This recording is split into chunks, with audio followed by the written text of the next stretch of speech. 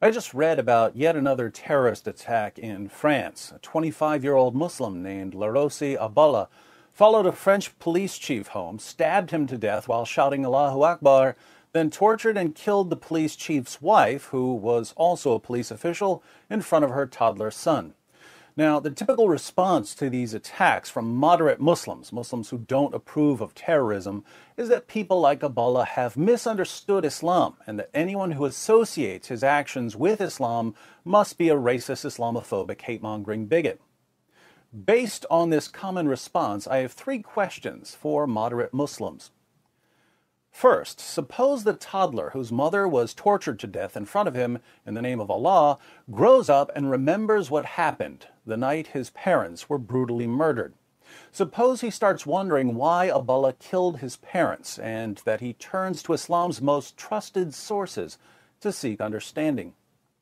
In those sources, he finds Allah commanding his followers, fight those who do not believe in Allah. Strive hard against the unbelievers and the hypocrites and be unyielding to them.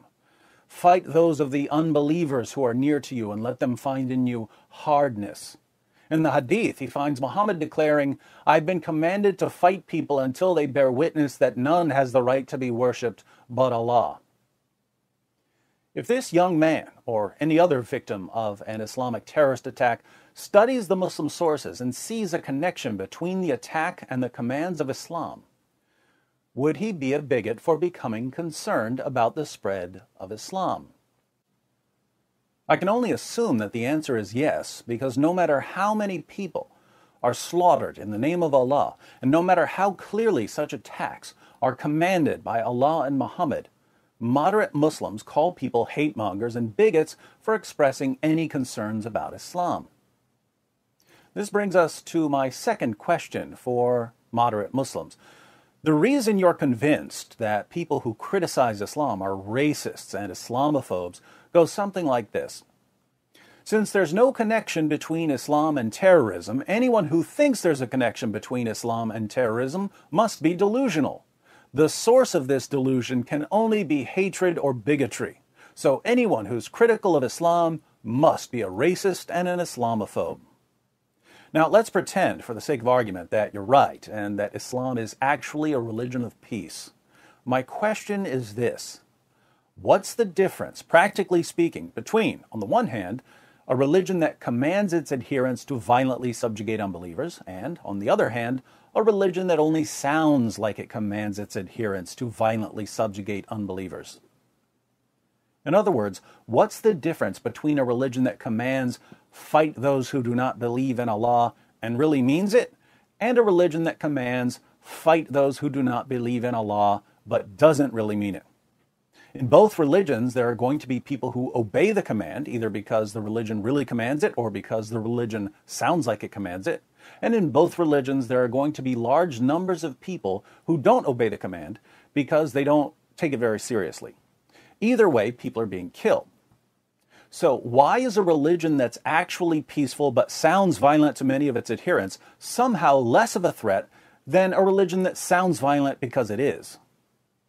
If your religion is theoretically peaceful but for all practical purposes is completely indistinguishable from a religion of violence, oppression, and cruelty, why would a person be a bigot for expressing concerns about the spread of your religion?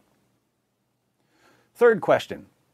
Again, assuming that Islam is actually peaceful but only sounds violent due to all the misunderstood but otherwise crystal clear commands to violently subjugate non-Muslims, what do you propose to do about the growing population of Muslims who misunderstand Islam and conclude that their highest religious duty is to slaughter unbelievers and hypocrites? Here your standard answer is, well, we're just going to keep insisting that they're wrong. We're going to keep saying that they don't represent us.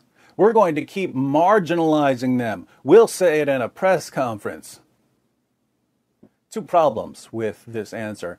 First, jihadis don't care what you say about them because they regard you as heretics.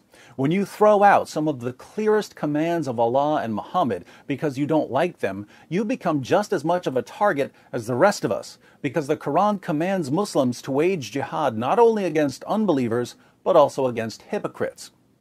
Second, you've been saying that jihadis don't represent you for years. You've been marginalizing them for years, and terrorist attacks are increasing rapidly.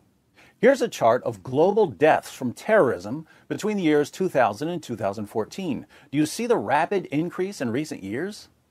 That's the kind of curve you want to see if you're checking your bank account or your YouTube subscribers, but not if you're looking at a chart of people being slaughtered.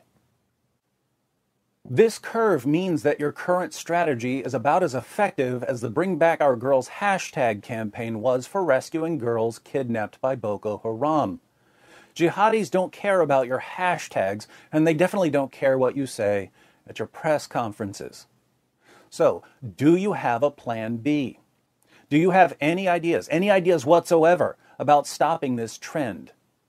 If the answer is no, if you have no plan for dealing with jihad apart from insisting that it has nothing to do with Islam, let me tell you what I'm hearing from you right now.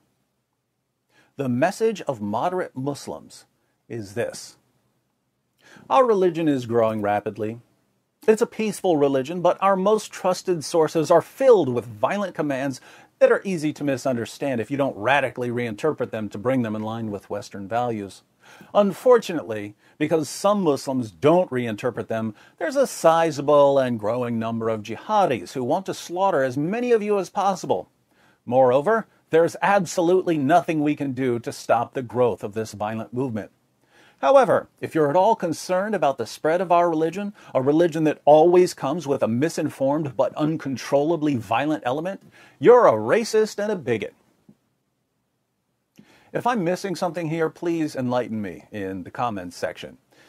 In the meantime, to all my moderate Muslim friends out there, I hope you see why many of us find your response to terrorism less than comforting.